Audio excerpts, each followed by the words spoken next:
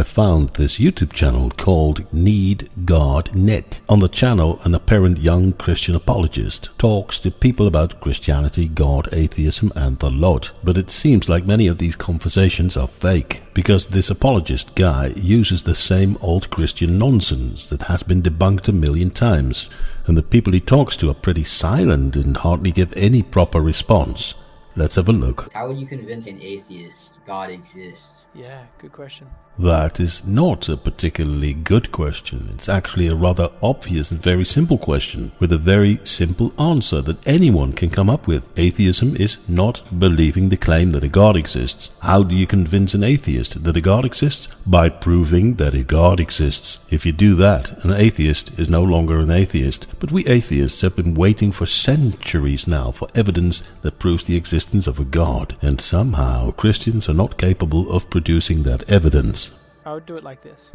If you look at my house here, do you agree that someone had to build this house?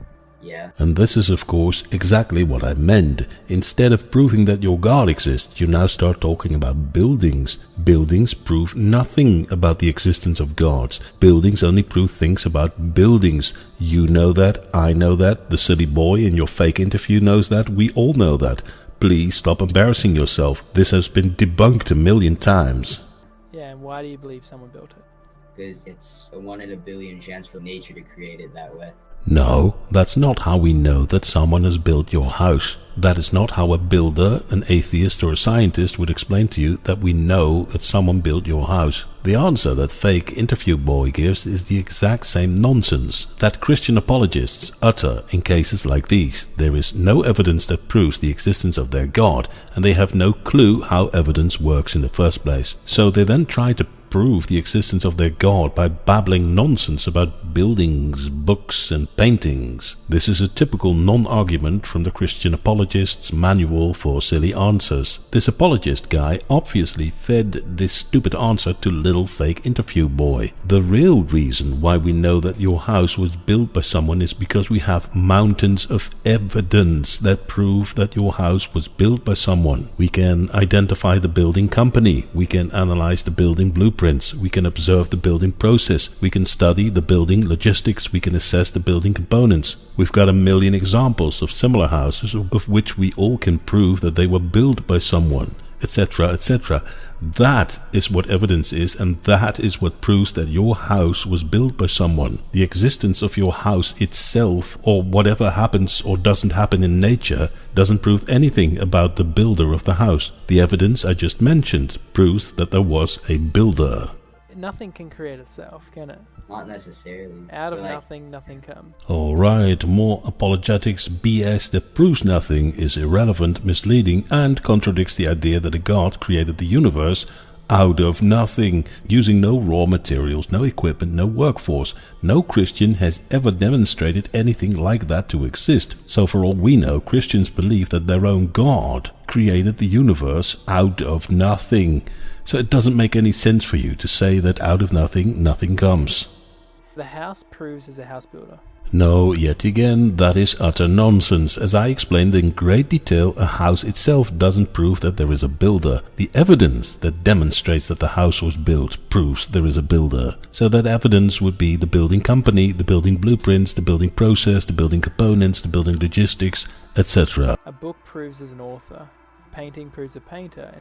No, the stupidity is really beyond belief. The book itself does not prove there is an author, and the painting itself does not prove there is a painter. In case of the painting, the evidence that proves there is a painter consists of the painting materials, the painting concepts, the painting studio, the painting process, and above all, the painter himself. Just identify and demonstrate the actual painter. Demonstrate that he or she exists, and then you can link him or her to a specific painting. That is how you prove that a painting has a painter. Because we have millions of examples of paintings that are all demonstrated to be created by painters, we can pretty safely bet that a random painting indeed is the result of someone creating it. So the universe, which had a beginning, and science proves that, therefore the universe would need to have a creator for it. No, that of course is total nonsense yet again. Your flawed analogies of houses, books and paintings of course prove nothing about the universe. If you want to prove that the universe had a creator, then demonstrate the design process, the building procedures, the building materials, the building blueprints, and above all, produce the builder himself. Demonstrate that this builder exists. You don't, you can't, you never have, you never will, you got nothing. I must say I'm pretty annoyed by this kind of stupidity. I guess I can't blame people for being stupid all the time. Although, if they keep spouting their nonsense despite being proven wrong over and over again, we could assume some kind of malicious agenda behind this rubbish. And then the problem is not stupidity, but more of an intellectual scam to fool gullible people into believing religious nonsense claims. And in that scenario, the guys we're watching now are probably not stupid, but a set of young charlatans who possibly try to make a quick buck out of making people believe they're gibberish. Anyway, now that we're at the point of being annoyed, perhaps it's a good idea to subscribe to my channel so that you will never miss one of my videos. And your choice goes without consequences. This is a very nice feature of my channel. It doesn't matter if you subscribe or not subscribe. I will not throw you into the lakes of fire. I would not kill you and then make you rise from the dead again after 3 days, because I think that would be very exhausting. I'm not going to put you through all of that. I'm not going to let you walk on water. I'm not going to tell you not to eat shellfish. You eat whatever you like. And that's how it should be done. Nobody should force all these choices upon you. But apparently the Christian God is pretty bad at leaving you in peace and leaving you alone and leaving you in freedom. Have a nice day and thanks for watching.